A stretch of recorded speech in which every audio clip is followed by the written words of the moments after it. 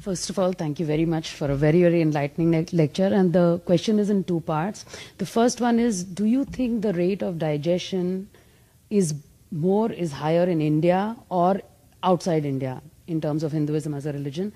And the second question is, which institutions or groups you think would play the most viable role in stopping it or in reducing its acceleration? Thank you. This is a wonderful question. Honestly, the Hindus in India and the Hindus in the US are competing for who gets digested faster. Yeah, really. I mean, this is very true. And it is very sad. And when I'm giving talks there, they're saying, but this must be a problem of NRIs. They tell me that. And when I give talks here, people saying, no, you should talk to India, this is their problem. Point is, we got this problem universally. We do. Now, the second part is a very important question. Both are important. Second part, which institutions can help us?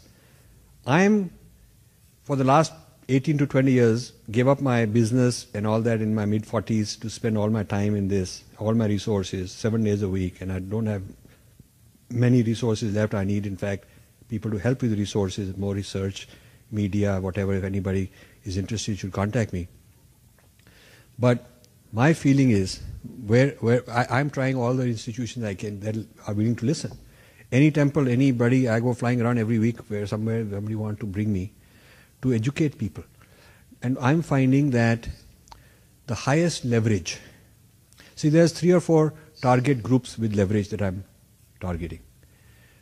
The most important group I would like to shift is our gurus, because they already got the money, they already got lakhs of followers. I neither have the money nor the lakhs of followers. They have it, but they don't have the knowledge because they forgot the Purva Paksha. Whenever I talk to somebody who says he knows it, I ask them, have you done Purva Paksha of Western thought? I don't mean dismissal, attack on Christianity, but a very thoughtful study. Like in the past, the Hindus studied Buddhism very carefully, Buddhists studied Vedanta very carefully. Purva Paksha meant that you can explain the arguments of your opponents as well as the opponent can explain it. That is the starting point. In the Purva Paksha system of debate, until you can convince the opponent that you've got his point, all his arguments, all the subtleties, until he is impressed that you really got it, you're not allowed to criticize him and give a response because you don't understand, and what you don't understand you cannot criticize.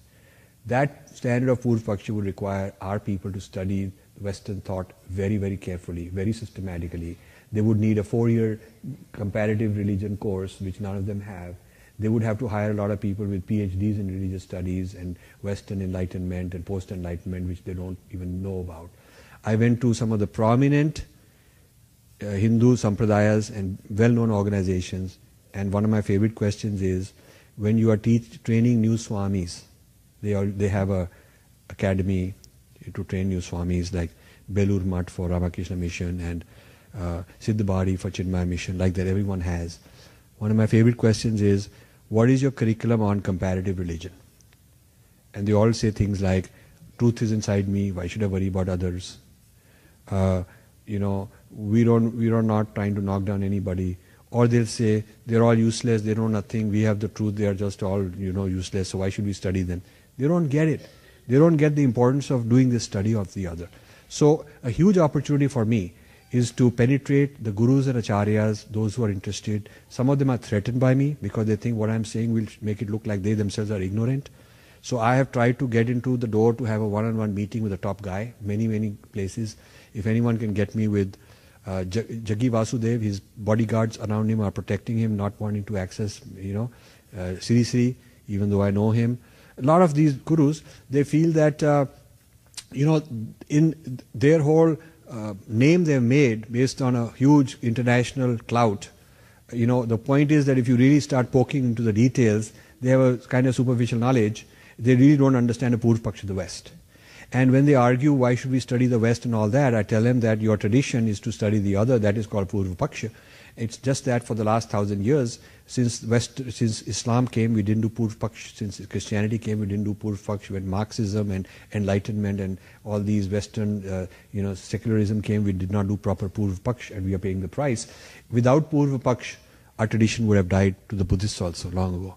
We did Purva Paksha is the methodology of understanding the other on our terms and being able to answer him and create the difference, understanding difference, being different, so that we don't get digested.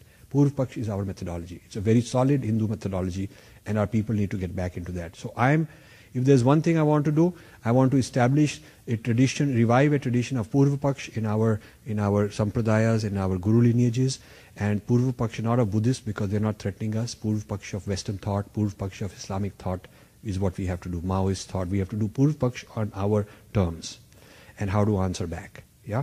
So to me, those institutions of religion, of our dharmic centers would be the most important. Then I'm trying to get into academics. I am trying, because that's where the college people are brainwashed. And academics, both in the US and in India, keep having talks and put them up on YouTube and so on. Academics would be a great thing. And then, organizations like this, where at least the people are already into dharma. Now they need to learn Purva Paksha. So people who come here, I don't have to explain to them and argue for dharma. They already are. I just have to explain to them, educate them about the Purva Paksha of the other civilizations, how to talk back, how to answer back, how to explain our side to them. So that's a very good one. Media would be fantastic, but I don't know how to get in. They don't want a guy like me, because I'm not Shah Rukh Khan and I'm not some cricket guy and I'm not into some political scandal and I'm not, I'm not the kind of gossip masala which they're looking for. So their attention span is a few seconds and I have nothing to say in a few seconds.